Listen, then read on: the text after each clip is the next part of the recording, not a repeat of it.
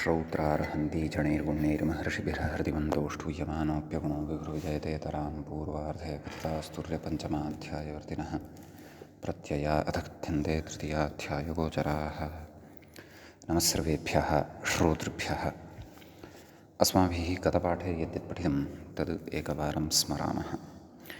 वयं वैयाकरणसिद्धान्तकौमुदी इत्याख्यस्य ग्रन्थस्य तत्र तिङन्ते यङ्लुक् प्रकरणं पठन्तः स्मः। प्रकरणस्यास्य अस्माकं क्रमे प्रथमः पाठः गतपाठः प्रवृत्तः। प्रथमे पाठे अस्माभिः यङ् इति प्रत्ययस्य लुक् विधायकं सूत्रं पठितं। यङोचिचा इति सूत्रस्य अर्थः दृष्टः। यङः अच् प्रत्यये लुक् स्यात्, चकारात् तं विनापि बहुलं लुक् स्यात् इत्युक्तं। तत्र अच् प्रत्यये परतः लोलुवः लोलुपः इत्यादीनि उदाहरणानि अस्माभिः दृष्टानि। लोलूयः लोलुपः, लोलुवः एकम् उदाहरणं, लोलूय इति, अपरं च लोलुव इति च दृष्टं सम्यक्। तदनन्तरं यदि सः यङ् परतः न भवति, क्षन्तव्यः, सः अच् परतः न भवति तदापि अयं लुक् भवत्येव इति उक्तम्। अतः एव तत्र बोभवीति पापठीति इत्यादीनि रूपाणि सिद्ध्यन्ति। ततः तत्र उक्तम् अनैमित्तिकोऽपि अयम् अन्तरङ्गत्वात् आदौ भवति, नाम द्वित्वात् पूर्वमेव भवति। यत्र अनैमित्तिकः भवति, यत्र तु नैमित्तिकः भवति तत्र तु द्वित्वम् आदौ एव भवति। अच परतः नैमित्तिकत्वं भवति, अतः तत्र तु द्वित्वम् आदौ भवति। बोभवीति इत्यादिषु परतः किमपि निमित्तं नाश्रीयते, यतोहि चकारात् तं विनापि इत्युक्तं खलु, नाम तं विनापि भवति इति कृत्वा तत्र अनैमित्तिकत्वं भवति, अतः तदा चेत् आदौ भवति। ततः प्रत्ययलक्षणेन यङन्तत्वात् द्वित्वं, प्रत्ययलक्षणत्वेन यङन्तत्वात् द्वित्वं भवति। नलुमताङ्गस्य इति तु कुतः न भवति इति व्याख्यायां तत्र स्पष्टीकृतं। यतः द्वित्वं यङन्तस्य उच्यते, यङि परतः न उच्यते, अतः नलुमताङ्गस्य इत्यस्य प्रवृत्तिरेव न भवति भोः इति। ततः अभ्यासकार्यं धातुत्वात् लडादयः भवन्ति, अपि च शेषात् कर्तृपरस्मैपदमित्यनेन परस्मैपदं भवति। सर्वदापि यङ्लुगन्तात् परस्मैपदप्रत्ययाः एव भवन्ति, आत्मनेपदप्रत्ययः अत्र न भवति। अस्मिन्नेव विचारे तत्र सूक्ष्मतया चिन्तनम् अस्माकं प्रचलति। तत्र उक्तं यत् अनुदात्तं इतः आत्मनेपदमिति तु न भवति। नाम ङित्वधर्म पुरस्कारेण, ङित्वधर्मं पुरस्कृत्य प्रकृते तत्र प्रत्ययलक्षणत्वम् आश्रित्य, नाम प्रत्ययलक्षणद्वारा ङित्वम् आश्रित्य तत्र आत्मनेपदप्रत्ययः न भवति। तत्र कारणमुक्तं, ङित्वस्य प्रत्यय अप्रत्ययसाधारणत्वेन प्रत्ययलक्षण अप्रवृत्तेः। नाम यत्र प्रत्ययसाधारणत्वं भवति ङित्वस्य, तत्र प्रत्ययलक्षणस्य प्रवृत्तिः न भवति। यत्र हि प्रत्ययस्य असाधारणं रूपमाश्रीयते तत्रैव प्रत्ययलक्षणं प्रवर्तते इत्युक्तं। यथा राजा इति इत्यत्र उदाहरणं। सुप्रत्ययः यः वर्तते तस्मिन् सुप्तु धर्मः कश्चन असाधारणधर्मः। तस्मिन् सु इत्येतस्मिन् सुप्त्वेतरधर्मः यः कोऽपि नास्ति। ङित्वं यद्वर्तते तद् ङित्वं तु यङि यथा अस्ति तद्वत् पून् अपि च चित्रं एवं खलु अपि च इयम् इत्यादिषु वर्तते। अतः अत्र तु प्रत्ययस्य असाधारणं रूपं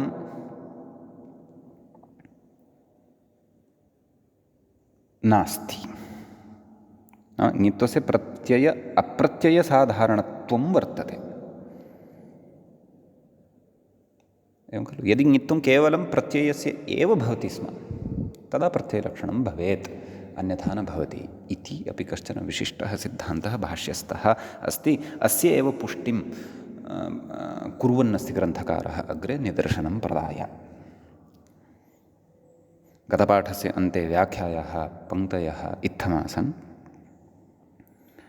ननु शेषात् कर्तरि इत्यत्र आत्मनेपदनिमित्तहीनो धातुः शेषः यङन्तधातुस्तु न तथा आत्मनेपदनिमित्तङकारानुबन्धः सत्त्वादित्यत आह अनुदात्तं ङित इति तु नेति कुतित्यत आह ङित्वस्येति तदेवोपपादयति यत्र हीति यत्र प्रत्यये लुप्तेऽपि प्रत्ययमातृवृत्तिधर्मपुरस्कारेण तमाश्रित्य कार्यप्रवृत्तिरिष्यते तत्रैव प्रत्ययलक्षणं यथा राजेत्यत्र तत्र हि लुप्तं सुप्रत्ययं सुप्त्वात्मकप्रत्ययमातृवृत्तिधर्मपुरस्कारेणाश्रित्य सुबन्ततया पदत्वात् न लोपः इति नकारलोपप्रवृत्तिः। ङित्वं तु प्रत्ययमातृधर्मः, ङित्वं तु न प्रत्ययमातृधर्मः। यथा सुप्त्वं सु इति प्रत्ययमात्रधर्मः, तद्भिन्नधर्मः सुप्त्वं नास्ति, तद्वदत्र नास्ति। ऋतेरियङ् इत्यादिषु अप्रत्ययेष्वपि इत्यादिषु प्रत्ययेषु अप्रत्ययेषु अपि चित्रङादिषु एवम् अन्वयः अस्ति अत्र। चित्रं च नमो वरिवश्चित्रङः केचित्तेन चित्रम् इति प्रकृतिः ङित् अस्ति सत्त्वात्। ततश्च यङि लुप्ते सति प्रत्ययलक्षणेन तमाश्रित्य तद्वृत्तिङित्वप्रयुक्तं कार्यम् आत्मनेपदं न शङ्कितुं शक्यमिति भावः इत्युक्तम्।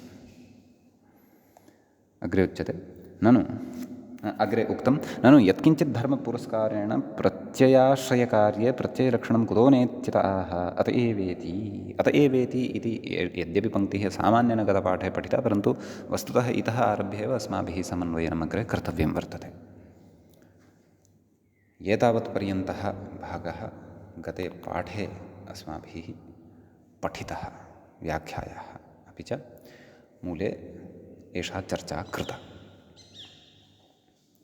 अयम् अस्माकं क्रमे प्रथमः पाठः यङ्लुक् प्रकरणस्य प्रवृत्तः अभूत्। अधुना तावत् यङ्लुक् प्रकरणस्यास्य द्वितीयः पाठः अस्मत्क्रमे आरब्धो भवति। पश्यन्तु, अत्र आदौ तावत् सुदृशत्प्रासादः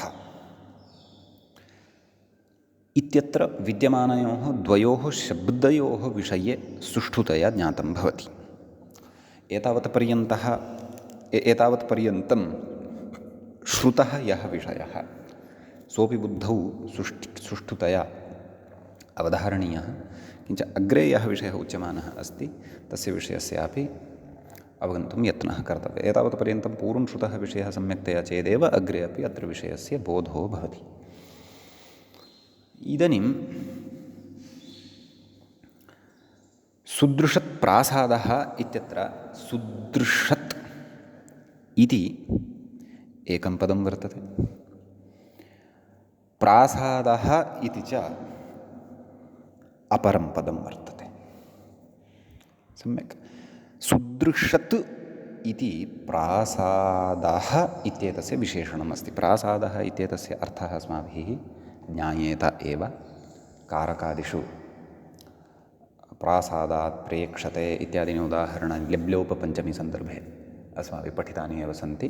राजगृहविशेषः प्रासाद् इत्युच्यते इति अस्माभिः तत्र पठितं श्रुतम्। अतः अयं यः प्रासादः वर्तते सोऽयं प्रासादः तत्र सुदृशत् वर्तते। एवं खलु इत्युच्यते। सुदृशत् इत्यत्र बहुव्रीहिः अस्ति, सः आदौ अवगन्तव्यः। तत्र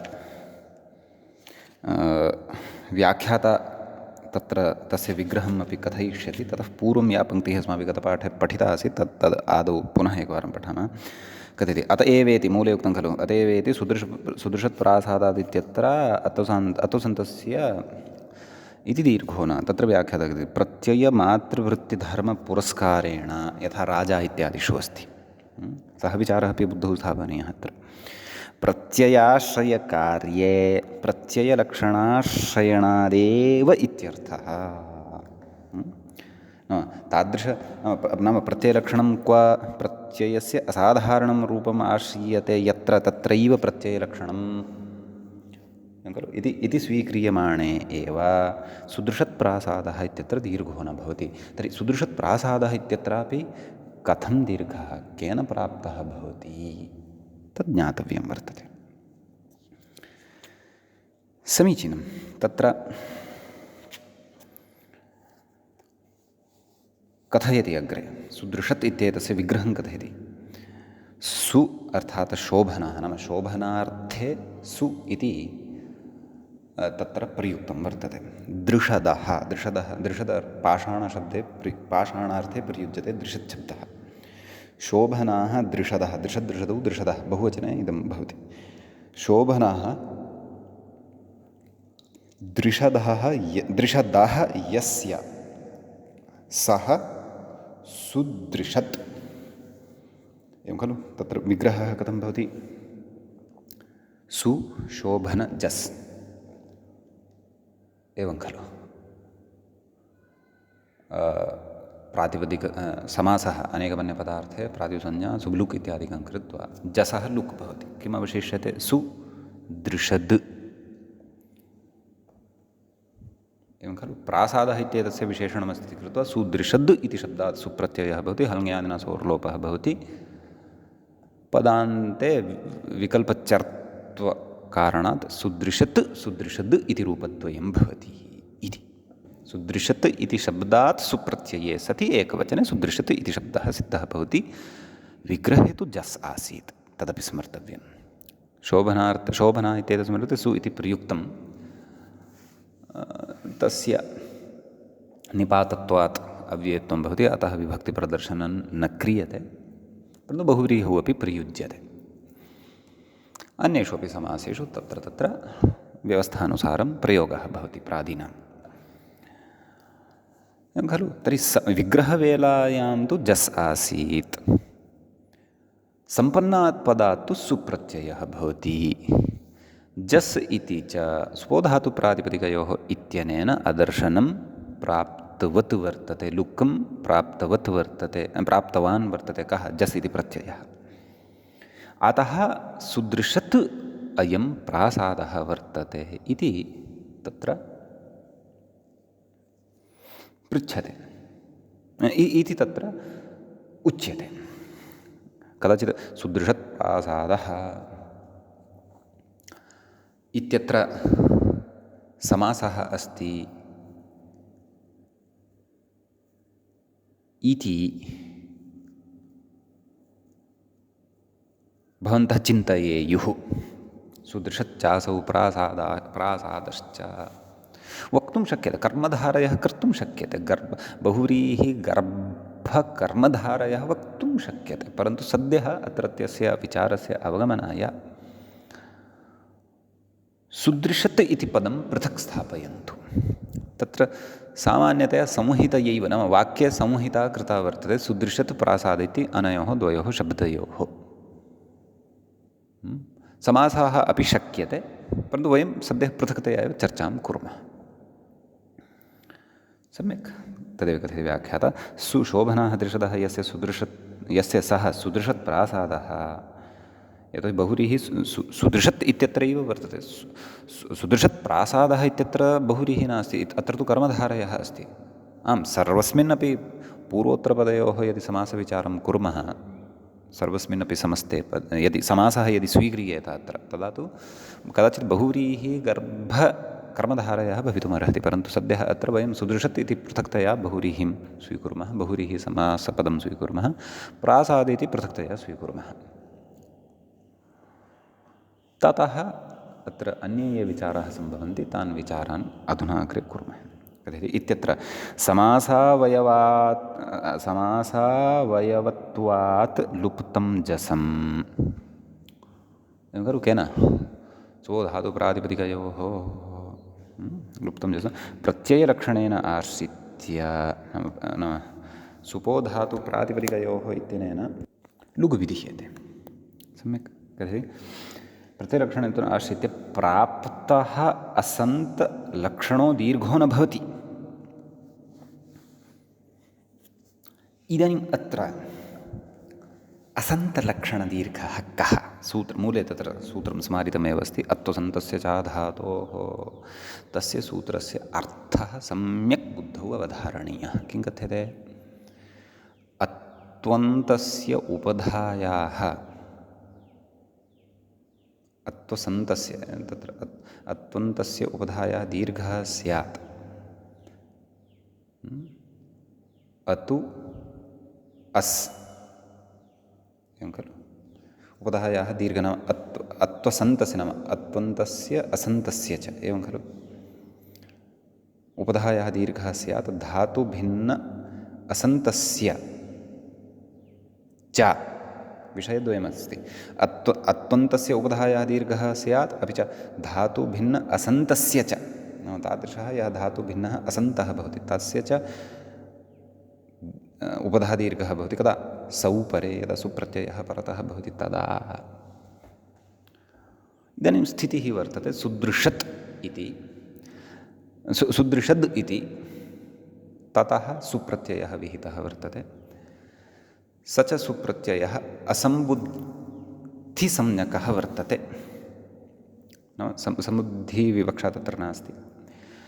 तत्र समासावयवः तत्र यः जस् तस्य जसः अस्माभिः यः लोपः लुक् कृतः सः प्रत्ययलक्षणत्वेन आश्रीयते।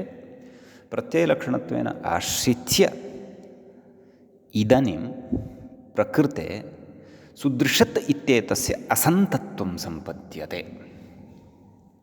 विशेषः एषः जसः यः अस् इति भागः सः न दृश्यते अत्र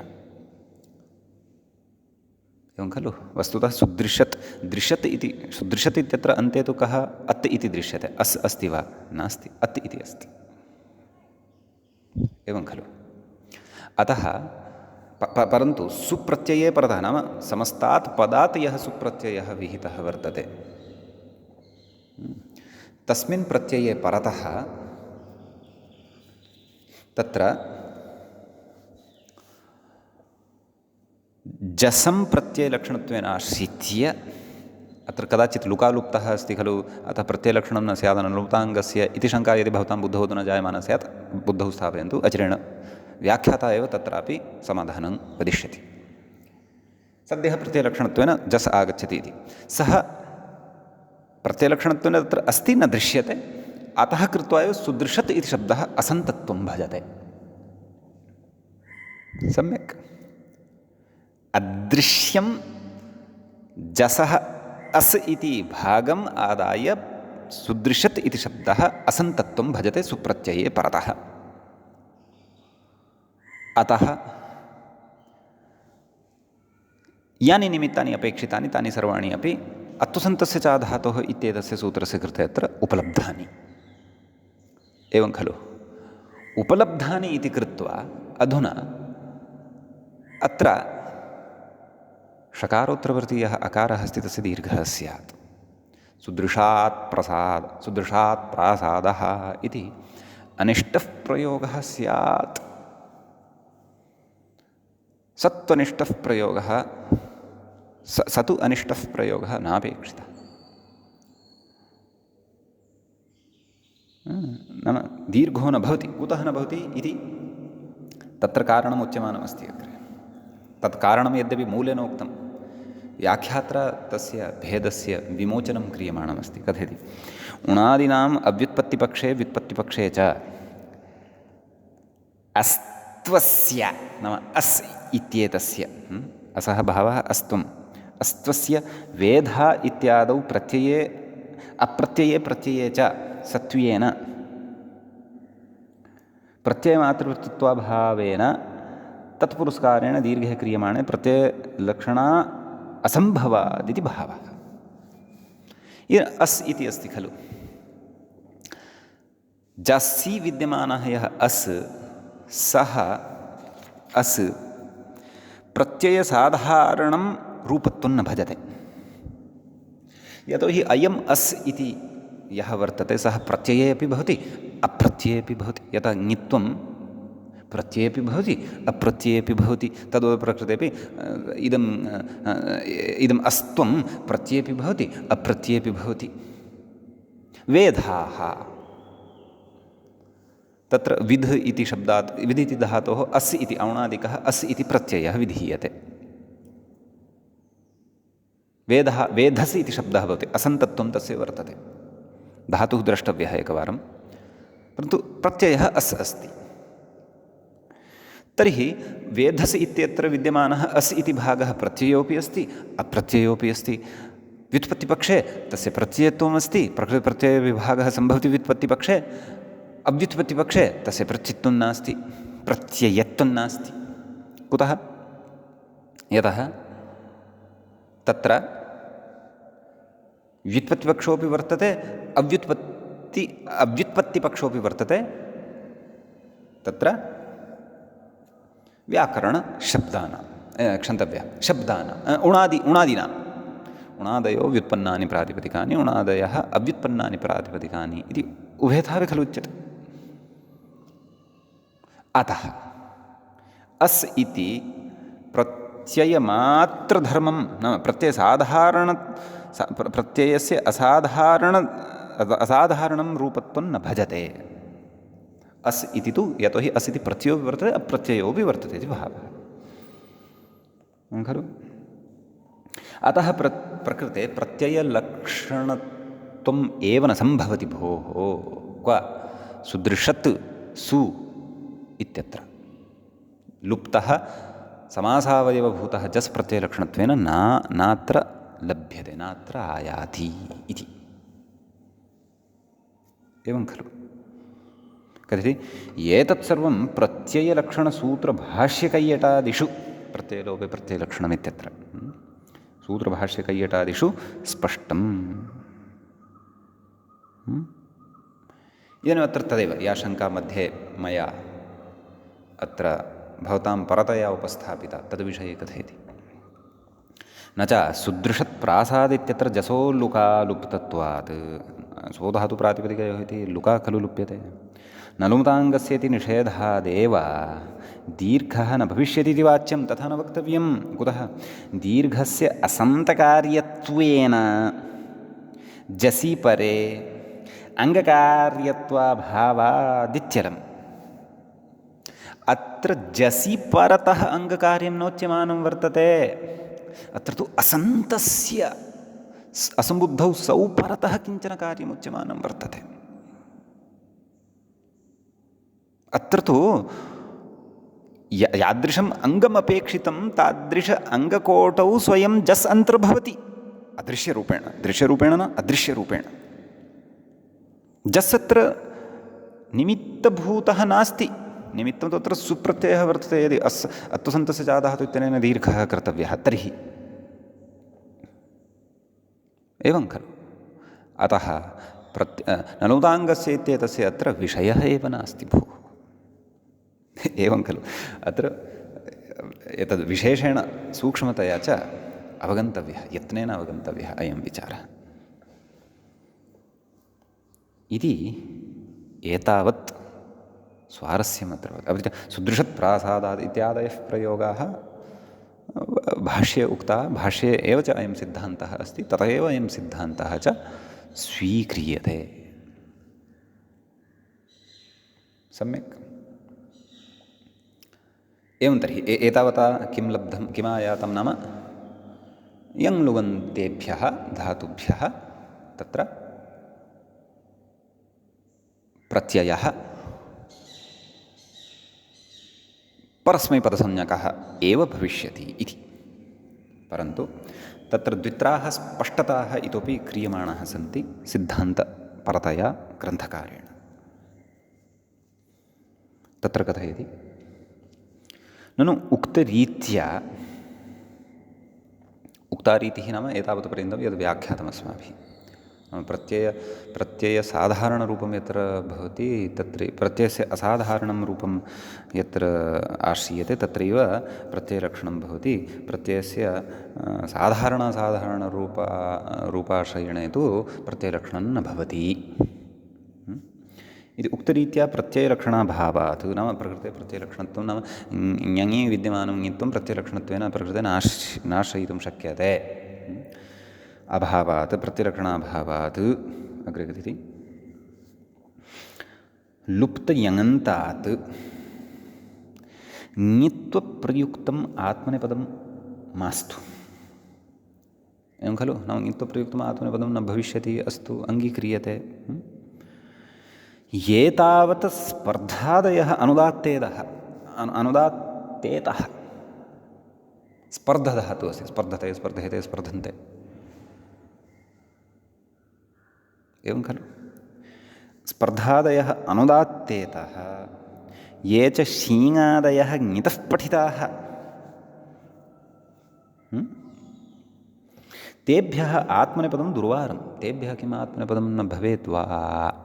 तेभ्यस्तु आत्मनेपदं भवितुम् अर्हत्येव खलु इत्युच्यते। शीङ् इति कुतः आनीतम् इति तु द्रष्टव्यम्। ङित्वं यत् सत्यं शीङः तु आत्मनेपदं भवत्येव, यत् शीङ् न प्रत्ययविषयः, शीङ् तु प्रकृतिरेव धातुरेव इति भावः। यः विचारः अस्माभिः अधुनैव कृतः तत्र तु प्रत्ययेन भाव्यं, यथा यङ् इति प्रत्ययः वर्तते। सम्यक् सम्यक्, अस्तु। तर्हि अनुदात्तङितात्मनेपदम् इति स्पर्धादयः ये अनुदात्तेतः वर्तन्ते, शीङादयः च ये ङितः भवन्ति, तेभ्यः आत्मनेपदं दुर्वारं, तेभ्यः तु आत्मनेपदं भवेदेव खलु, तत्रापि किं परस्मैपदमेव वा इत्यतः आह किं येऽपि इति तेभ्योऽपि नेति मूले पश्यन्तु। येऽपि स्पर्धशीङादयः अनुदात्तङितः तेभ्योऽपि न भवति। कथयति व्याख्याता, तेभ्यः यङ्लुकि नात्मनेपदमित्यर्थः, कुतित्यताः अनुदात्तङित इत्यनुबन्धनिर्देशादिति मूले पश्यन्तु। अनुदात्तङित इति अनुबन्धनिर्देशात्,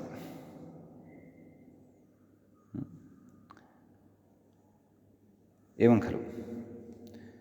कथयति, ननु व्याख्यातारं पश्यन्तु, ननु अनुबन्धनिर्देशेऽपि यङ्लुकि आत्मनेपदं कुतो न स्यादित्यताः तत्र च स्तिपेति मूले पश्यन्तु। स्तिपाशपा इति निषेधात्, परिभाषा श्लोकात्मिका पूर्वं पठिता खलु।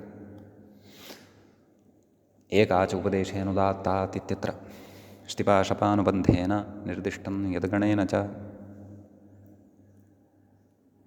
एवं खलु। यत्रैकाजग्रहणं च पञ्चैतानि न यङ्लुकि, यत्रैकाजग्रहणं चैव यत्रैकाजग्रहणं चैव पञ्चैतानि न यङ्लुकि, एवमेव अस्ति। स्तिपाशपानुबन्धेन, तर्हि अनुबन्धः एव खलु। अनुदात्तेत्, अनुदात्तः इत्यसंज्ञकः नाम अनुबन्धः यदि भवति तदा आत्मनेपदं भवति इति खलु उच्यते। ङित् शीङ् इत्यादिषु ङकारः इति अनुबन्धः भवति तदा खलु आत्मनेपदप्रत्ययः भवति इति खलु उच्यते। अतः स्तिपाशपानुबन्धेन, अतः अनुबन्धेन यद्यन्निर्दिष्टम् अनुदात्तङितात्मनेपदमिति अनुबन्धेन निर्देशः कृतः वर्तते आत्मनेपदविधानद्वारा। आत्मनेपदविधानम् अनुबन्धेन निर्दिष्टं वर्तते, तद् यङ्लुकि न भवति। तत् कथं ज्ञापितं वर्तते इति सर्वमपि अस्माभिः पूर्वं सुपठितमेव। अग्रे कथयति, न च अनुबन्धनिर्देशादेव ङित्वप्रयुक्तमपि कार्यम् आत्मनेपदं यङ्लुकि न भविष्यति। किं कथयति न च अनुबन्धनिर्देशादेव ङित्त्वप्रयुक्तमपि कार्यम् आत्मनेपदं यङ्लुकि न भविष्यति। एवं खलु? कुतः? एतेनैव खलु ष्टिपाशपानुबन्धेन। अग्रे कथयति प्रत्ययसाधारणधर्माश्रयत्वे सत्येव प्रत्ययलक्षणमिति क्लेशानुभवः वृथेति वाच्यम्। अस्तु अस्तु अस्तु, अत्र अपरः पक्षः उच्यमानः अस्ति। एवं खलु? नाम इति न वक्तव्यं। किं न वक्तव्यं नाम पश्यन्तु, न च अनुबन्धः नाम ष्टिपाशपानुबन्धेन निर्दिष्टं यद्गणेन च तत्र अनुबन्धनिर्देशादेव ङित्त्वप्रयुक्तमपि कार्यं यद् वर्तते तद् यङ्लुकि न भविष्यति। अतः यङि सति अपि ङित्त्वम् आश्रित्य आत्मनेपदं न भविष्यति। अतः प्रत्ययसाधारणधर्माश्रयत्वे सत्येव प्रत्ययलक्षणमिति क्लेशानुभवः वृथ इति वाच्यम्। अतः एतावद् व्याख्यानम् अधुना यद् पूर्वं कृतं तादृशः क्लेशानुभवः कुतः? व्यर्थं खलु सर्वं? तेनैव वार्तिकेन प्रकृतेपि अनुबन्धनिर्दिष्टस्य यङ्लुकि कार्यं न भवति इति निवृत्तिः भविष्यति खलु? इति न वक्तव्यं। कुतः? कथयति ञङो ङकारस्य प्रत्ययानुबन्धत्वेन ञङन्तस्य धातोः अनुबन्धेन अनिर्देशात् इत्यलम्। अत्र कारणमुक्तं नाम ञङः ङकारस्य प्रत्ययानुबन्धत्वेन। एवं खलु? ञङः ङकारः यः वर्तते सः तु प्रत्ययस्य प्रत्ययानुबन्धत्वं भजते। एवं खलु? ञङन्तस्य धातोः अनुबन्धेन अनिर्देशात्। नाम तत्र ये पञ्चनिर्दिष्टाः वर्तन्ते तेषु पञ्चसु अनुबन्धेन इत्येव नाम ष्टिपाशपानुबन्धेन निर्दिष्टं यद्गणेन च अनुबन्धेन यद् निर्दिष्टं भवति इत्युक्तम्। अतः ञङः ङकारस्य प्रत्ययानुबन्धत्वेन नाम अत्र यः ङित् ङकारः अनुबन्धः वर्तते सः कस्य वर्तते? सः तु प्रत्ययस्य अनुबन्धः वर्तते खलु? न तु ञङन्तस्य धातोः अनुबन्धः सः वर्तते खलु? एवं खलु? धातोः च यः अनुबन्धः धातोः अनुबन्धेन तस्य तु तेषु पञ्चसु निर्देशः न कृतः वर्तते खलु? केषु? ष्टिपाशपानुबन्धेन निर्दिष्टं यद्गणेन च। अतः कृत्वैव अत्र प्रत्ययसाधारणधर्माश्रयत्वे सत्येव प्रत्ययलक्षणमिति व्याख्यानं कर्तव्यमेव इत्यलम् इति अलमेतावता विचारेण। अतः ञङ्लुङन्तात् तावत् तत्र परस्मैपदसंज्ञकः प्रत्यय एव भविष्यति इति अत्र सुष्ठु ज्ञेयम्। तर्हि बोभूति तिप् प्रत्ययः। तर्हि इदानीं कः विकरणप्रत्ययः इत्येतत् शबेव। कर्तरि शप् तस्य सर्वाणि निमित्तानि सन्ति। सार्वधातुके प्रत्यये कर्तर्थे सार्वधातुके प्रत्यये परतः शप् प्रत्ययः भवति धातोः इति खलु उच्यते। तद्विषये कथयति अत एवेति मूल अतेव श्यन्नादयो न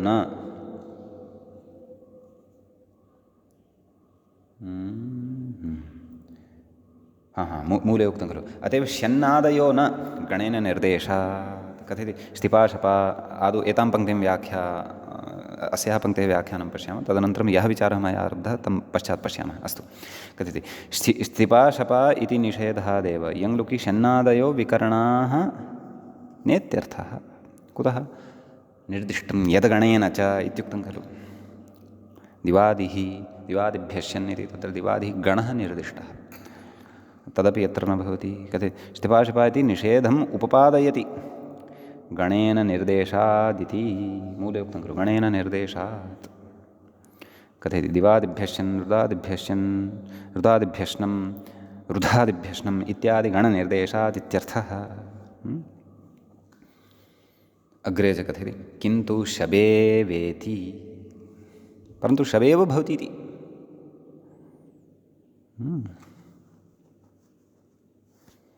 कथयति कर्तरि शपु इत्यस्य स्तिपाशपा इति निषेध अविषयत्वादिति भावः।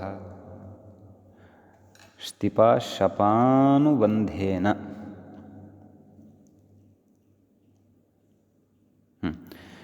शपा निर्देशः भिन्नः, शपः विधानं भिन्नम्, एवं खलु।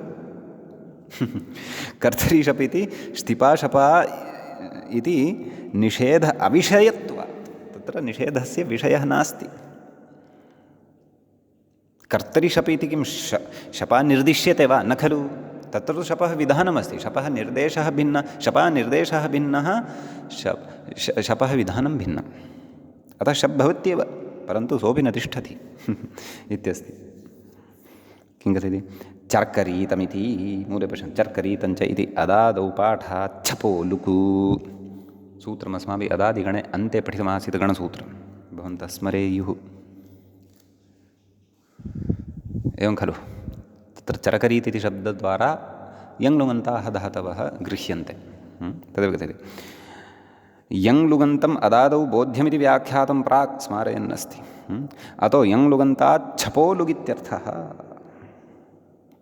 एवं खलु। अतः शप आयाति अधिप्रभृतिभ्यः शपः इत्यनेन प्रकृते अपि लुग् भवति इति भावः।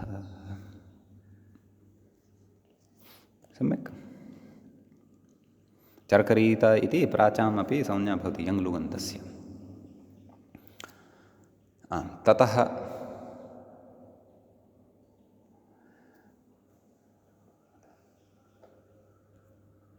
अग्रे उच्यते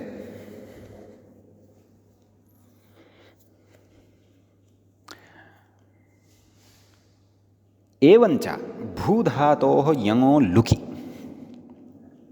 यद्यपि वयं तत्र आरब्धवन्तः एव स्मः प्रक्रियाकथनं, परन्तु व्याख्याता अधुना कथयन्नस्ति सर्वमपि अपेक्षितम् आधारभूतं सिद्धान्तं यङ्लुकविषये, यङ्लुग्विषये आधारभूतं सर्वमपि सिद्धान्तं बोधयित्वा अधुना उदाहरणं प्रस्तौष्यन् भूधातुं स्वीकरोति। तथा च एवञ्च भूधातोः यङो लुकि, यङः लुक् भवति, एवं खलु। द्वित्वादौ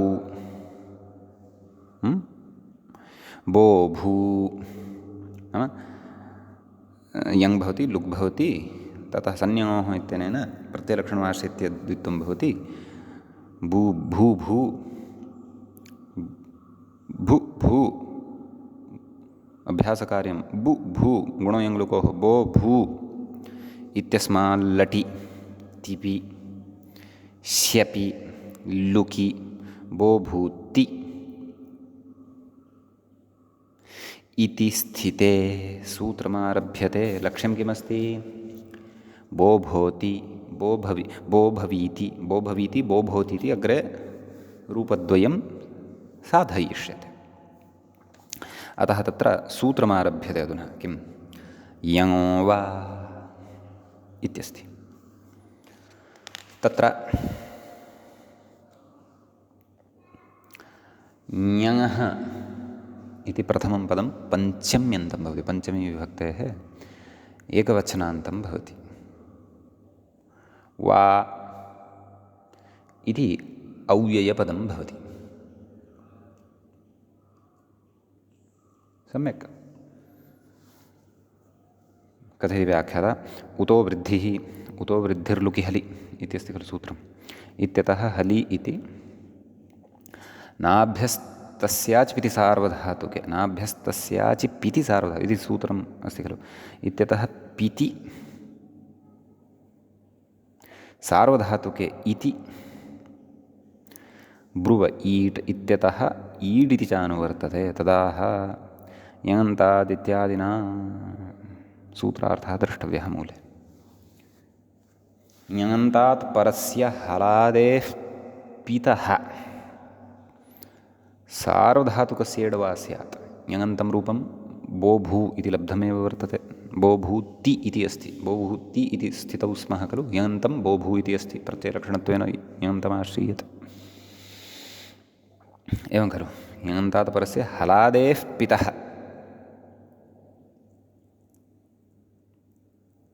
पितः त्रयः सन्ति।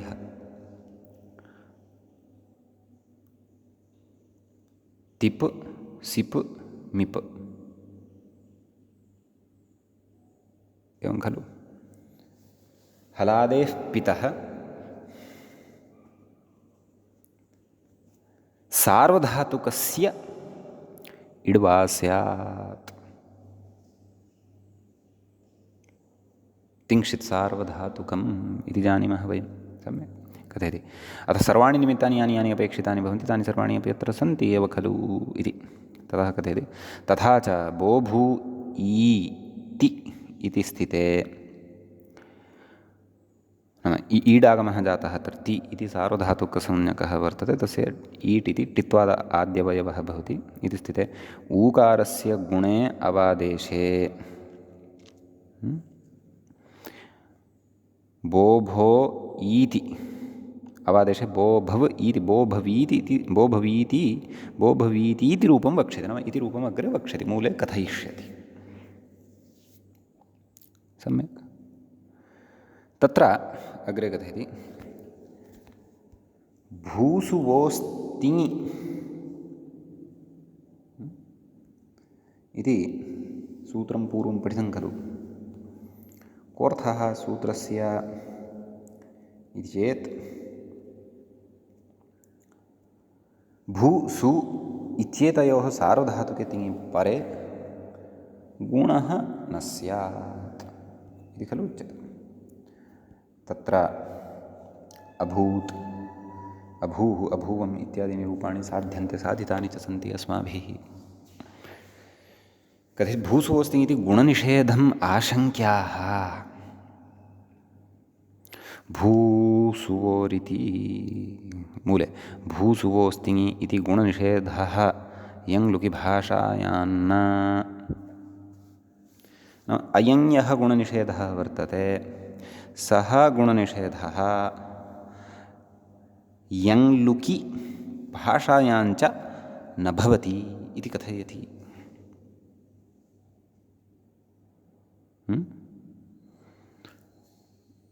इत्यस्ति खलु। तर्हि अभूत् इत्यादिषु कथं निषेधः उक्तः इति तद्विषये अपि कथयेत् अग्रे पश्यामः।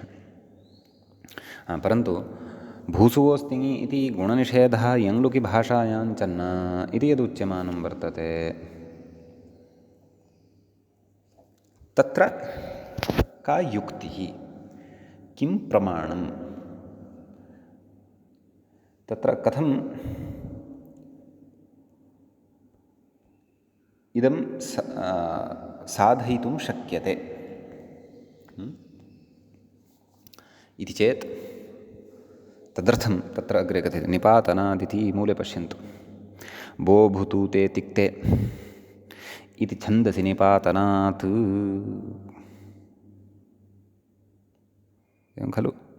तत्र कथयति कृषेश्छन्दसि इत्यतः छन्दसि इत्यनुवृत्तौ दाधर्ति दर्धर्ति दर्धर्षि बोभुतु ते तिक्ते।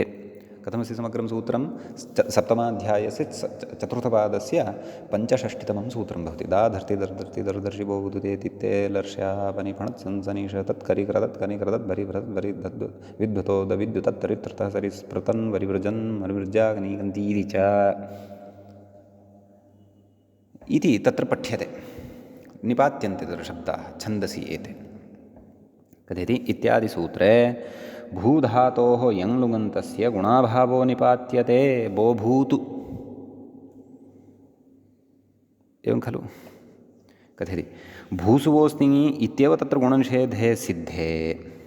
गुणनिषेधे तत्र एकारः स्यात्। मम पुस्तके नास्ति भवतां पुस्तके अस्ति चेत् सम्यक्। निषेधे सिद्धे निपातनं नियमार्थं, नाम भूसोऽस्ति इत्यनेनैव गुणाभावः सिद्ध्यति खलु। तर्हि प्रकृते कथं वा न निपातनं किमर्थं वा अपेक्षितम् इति चेत् नियमार्थं सिद्धे सति आरभ्यमाणो विधिनियमाय भवति। गुणाभावः सिद्धश्चेत् भूसोऽस्ति इत्यनेन एव, तर्हि गुणाभावनिपातनं किमर्थं कर्तव्यम् इत्यत्र नियमार्थम् इत्युक्तं। कः नियमः? यङ्लुकि छन्दसि एव अयं भूसुवोऽस्ति इति गुणनिषेधः नान्यत्र इति। यङ्लुकि छन्दसि एव इत्युक्तम्। अतः लोकेऽपि यङ्लुगस्तीति विज्ञायते, नाम यङ्लुगन्तप्रयोगाः लोकेऽपि भवन्ति, न तु वेदे एव इति विज्ञायते। कथयति? एतेन यङोचि च इति लुगुविधौ बहुलं छन्दसि इति पूर्वसूत्रात् छन्दसि इति अनुवर्तयन्तः परास्ताः। यङ्लुक् प्रयोगाः तु भोः वेदे एव भवन्ति, लोके न भवन्ति, अतः वेदे एव कर्तव्याः ते प्रयोगाः इति एवं तत्रापि बहुलं छन्दसि इत्यतः छन्दसि इति ये कुर्वन्ति ते तु परास्ताः।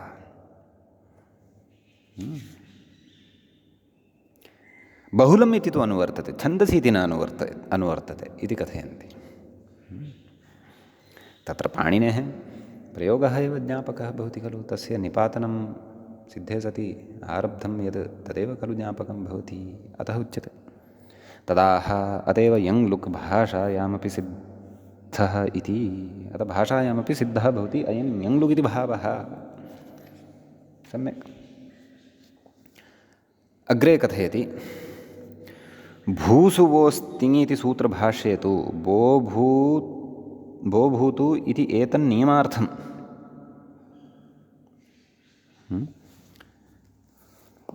एवं खलु, बोभूत्विति बोभूतु इत्येतन्नियमार्थम्। अत्रैव यङ्लुगन्तस्य गुणो न भवति, नान्यत्र। क्व मा भूत् बोभवीत् इत्युक्तम्। अत्रैव इत्येतस्य बोभूतु इति लोटि एव इत्यर्थः। यङ्लुगन्तस्य इत्यस्य भूधातोः इति शेषः। बोभवीति इति उदाहृतत्वात् इति शब्देन्दुशेखरे प्रपञ्चितम्। अस्तु, उद्ग्रन्थस्थः अपि विचारः दत्तः। अधुना अग्रे कथयति, वस्तुतस्तु भाष्ये यङ्लुगन्तस्येति सामान्याभिप्रायमेव भूधातुमात्रसङ्कोचे मानाभावात्। बोभवीति इत्युदाहरणं तु धात्वन्तराणामपि प्रदर्शनपरम् इति मूलकृदाशयः इति कथयति। अस्तु, अग्रे कथयति, नाम उद्ग्रन्थस्थाः विचाराः सन्ति। अग्रे कथयति, ननु भूधातोर्यङ्लुकि बोभू इत्यस्य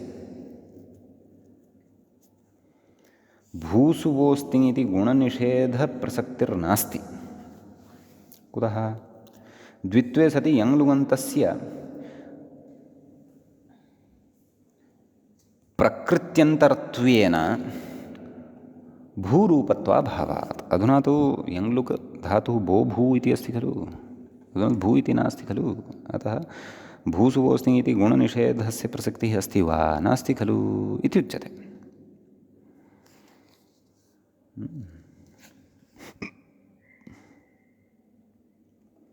एवं खलु। कथयति, ततश्च यङ्लुगन्तस्य अप्राप्ते गुणाभावे तत्प्राप्त्यर्थमेव बोभूत्युति निपातनम् इति युक्तम्। एवं खलु। किमुच्यते? ततश्च यङ्लुगन्तस्य अप्राप्ते गुणाभावे, नाम गुणाभावः न प्राप्तः, नाम गुणः भवत्येव इति भावः। तत् प्राप्त्यर्थमेव, नाम गुणः अत्र भवतु तदर्थमेव बोभूतु इति निपातनं कृतमस्ति इति युक्तं। नाम एवं रीत्या वक्तुमेव प्रकृते युज्यते, युक्तं वर्तते इति कथयति। कथयति तथा च छन्दस्येव यङ्लुगन्तस्य गुणनिषेधः न तु भाषायामिति नियमः कथं सिद्ध्येत् इति आशङ्क्य निराकरोति। नाम इति आशङ्कां पुरस्कृत्य निराकरणं करोति। किं न च यङ्लुकीति तदर्थं मूले द्रष्टव्यं। किं कथयति न च यङ्लुकि अप्राप्ते एव गुणाभावः निपात्यताम् इति वाच्यम्। एवं खलु कुतः प्रकृतिग्रहणे यङ्लुगन्तस्यापि ग्रहणम् इति कथयति प्रकृतिग्रहणे यङ्लुगन्तस्यापि ग्रहणम् इति काचित् परिभाषा अस्ति।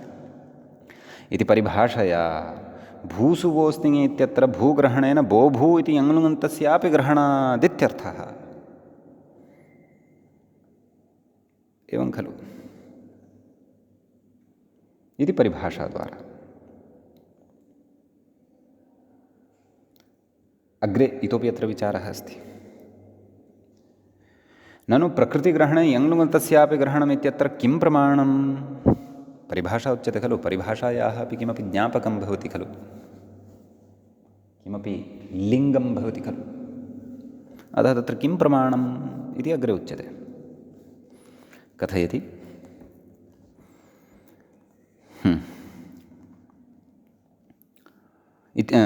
किं प्रमाणम् इत्याशङ्क्य न्यायसिद्धमिदम् इत्याह। नाम न्यायसिद्धा एषा परिभाषा अथवा इदं परिभाषावचनं न्यायसिद्धम् अस्ति भोः। कुतः? द्विष्प्रयोग इति मूले पश्यन्तु। द्विष्प्रयोगो दुर्वचनं साष्ठम् इति सिद्धान्तात्। कोऽभिप्रायः?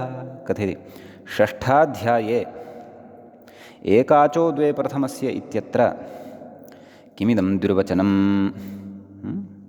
एकाचः प्रथमस्य एकस्य स्थाने द्वितयात्मकः आदेशः स्थान्यपेक्षया अन्यो विधीयते उत स्थानिनः एकस्य सतोः द्विरुच्चारणं विधीयते न तु तत्स्थानिनः अतिरिच्यते इति संशय्य द्विष्प्रयोगो दुर्वचनम् इति सिद्धान्तितम्। एवं खलु द्विवचनं नाम द्विष्प्रयोगः इति कथयति तदधिकारस्थत्वात् तस्मिन्नेव अधिकारे संज्ञोः इति दुर्वचनमपि तथाविधमेव। एवं खलु ततश्च भू इत्यस्य एव बोभू इति द्विः प्रयुज्यमानतया भूसुवोस्तिङि इति भूग्रहणेन ग्रहणात् यङ्लुक्यपि निषेधसिद्धेः बोभूत्विति निपातनं छन्दस्येव यङ्लुकि गुणनिषेधः न तु भाषायाम् इति नियमात् इति नियमलाभाल्लोकेऽपि यङ्लुक् सिद्ध इति भावः इति सैद्धान्तिकाः विचाराः अत्र सन्ति। समीचीनम्। एवञ्च गुणे सति तत्र नाम गुणः भवति बोभोति इति भवति।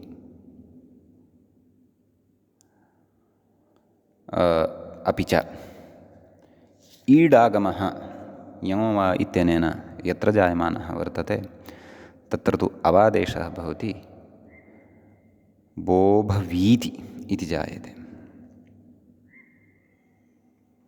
भूसुवोस्तिङि इति गुणनिषेधः यङ्लुकि भाषायाञ्च न भवति इत्युक्तम्।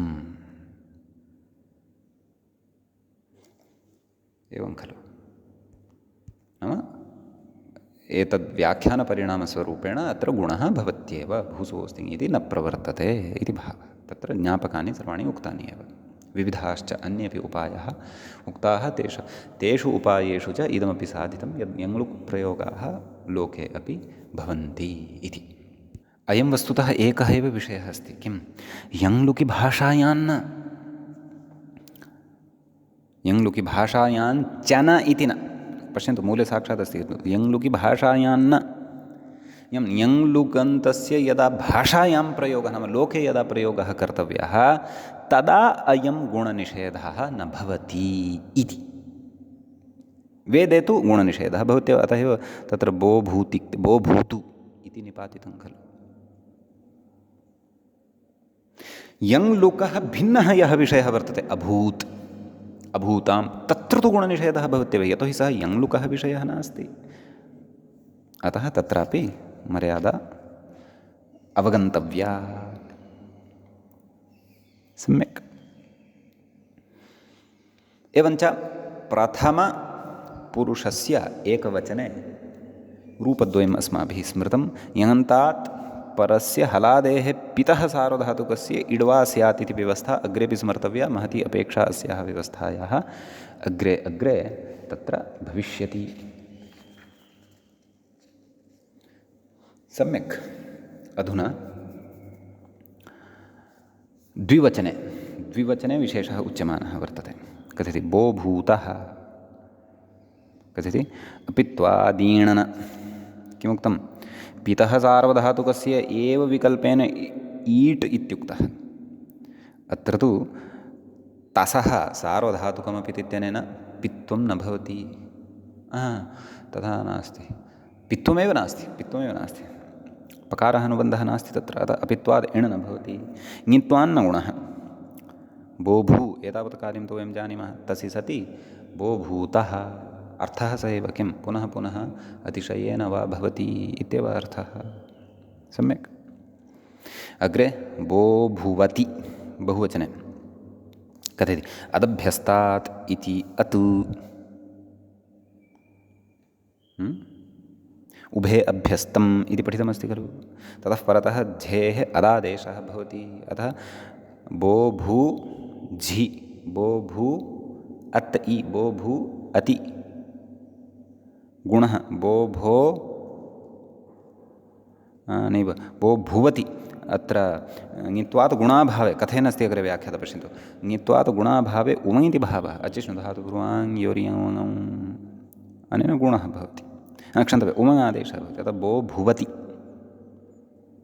सम्यक् अग्रे मध्यमपुरुषे सिपि परतः षत्वं विशेषः वर्तते अन्या सर्वापि प्रक्रिया पूर्ववत् कथयति बो भवीषि बो भोषि रूपद्वयं यमो वा इति ईटः पक्षे यङन्तात् परस्य हलादेः पितः सार्वधातुकस्य ईडागमः इत्युक्तं खलु अतः तानि सर्वाणि निमित्तानि अत्र सन्ति बो भवीषि बो भोषि ईडभावपक्षे गुणः भवत्येव बो भोषि इति जायते मध्यमपुरुषस्य द्विवचने बो भूथः बो भूथ गुणो न भवति ङित्वात् गुणाभावः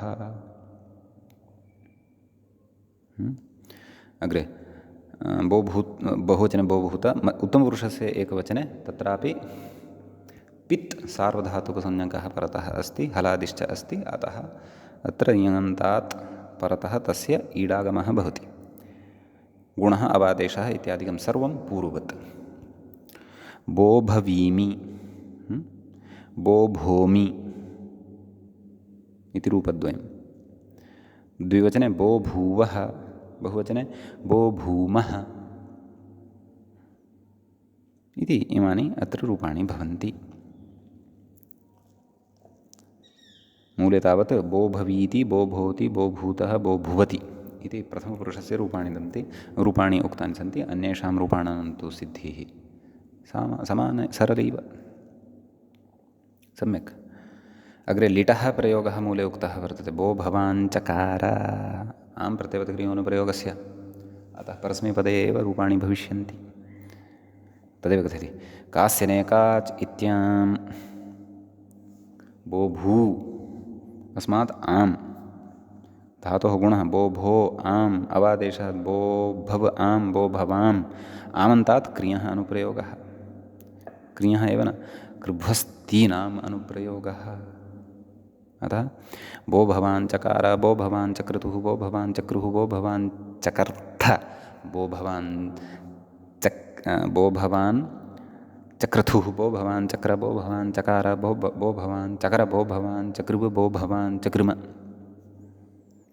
इमानि रूपाणि भवन्ति भुवः अनुप्रयोगे सति अपि रूपाणि भवन्ति बो भवां बभूव बो भवां बभूवतुः बो भवां बभूवुः बो भवां बभूविथ बो भवां बभूवथुः बो भवां बभूव बो भवां बभूव बो भवां बभूविव बो भवां बभूविम एवमेव असिलिटि अपि बो भवामास बो भवामासतुः बो भवामासुः बो भवामासिथ बो भवामासथुः बो भवामासा बो भवामासा बो भवामासिव बो भवामासिम। सम्यक्। लुटः आरभ्य रूपाणि अग्रिमे पाठे पठिष्यामः। अद्यतनपाठं तावत् अत्रैव वयम् उपसंहरामः। मङ्गलं कुर्मः। श्रौत्रार्हन्ति जणैर्गुण्यैर्महर्षिभिरहर्दिवं तोष्टूयमानोऽप्यगुणो विभुर्विजयतेतरां पूर्वार्धे कथितास्तुर्यपञ्चमाध्यायवर्तिनः प्रत्यया अथ कथ्यन्ते तृतीयाध्यायगोचराः। एवञ्च तिङन्ते यङ्लुक् प्रकरणस्य अस्य अस्माकं क्रमे एष द्वितीयः पाठः सम्पन्नतां गतः। नमः सर्वेभ्यः श्रोतृभ्यः भवद्भ्यः।